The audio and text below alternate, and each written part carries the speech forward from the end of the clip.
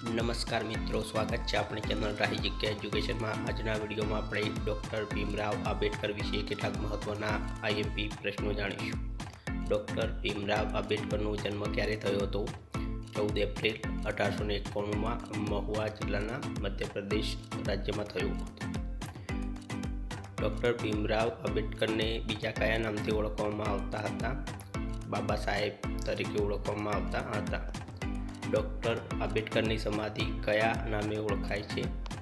ચૈત્યભૂમિ, જે મુંબઈમાં આવેલી છે। ત્યારબાદ આગળનો પ્રશ્ન, ડૉક્ટર આંબેડકરને ભારત રત્ન પુરસ્કાર ક્યારે મળ્યો હતો? 1990માં તેમના મરણોત્તર પર મળ્યો હતો। એનિહિલેશન ઓફ કાસ્ટ પુસ્તકના લેખક કોણ છે? ડૉક્ટર ભીમરાવ આંબેડકર। ત્યારબાદ આગળનો પ્રશ્ન, ડૉક્ટર આંબેડકર સ્વતંત્ર ભારતના પ્રથમ કયા મંત્રી બન્યા હતા? કાયદા મંત્રી હતા। ડૉક્ટર આંબેડકર સ્વતંત્ર ભારતના પ્રથમ કાયદા મંત્રી હતા। ભારતીય બંધારણ સમિતિના ડ્રાફ્ટિંગ કમિટીના અધ્યક્ષ કોણ હતા? ડૉક્ટર ભીમરાવ આંબેડકર, તેઓ ડ્રાફ્ટિંગ કમિટીના અધ્યક્ષ હતા। ડૉક્ટર ભીમરાવ આંબેડકરને કેટલી પત્નીઓ હતી? 2 પત્નીઓ હતી। એકનું નામ રામાબાઈ અને બીજી પત્નીનું નામ ડૉક્ટર સવિતાબાઈ હતું।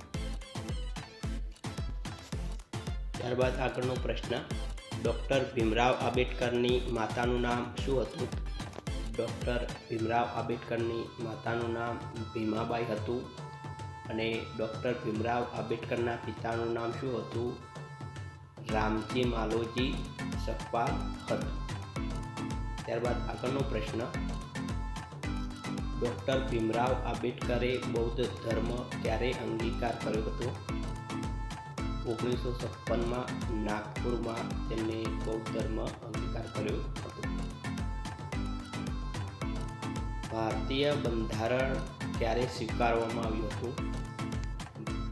ભારતીય બંધારણ 26 નવેમ્બર 1939માં રોજ સ્વીકારવામાં આવ્યું હતું અને ભારતીય બંધારણ અમલમાં ક્યારે આવ્યું હતું?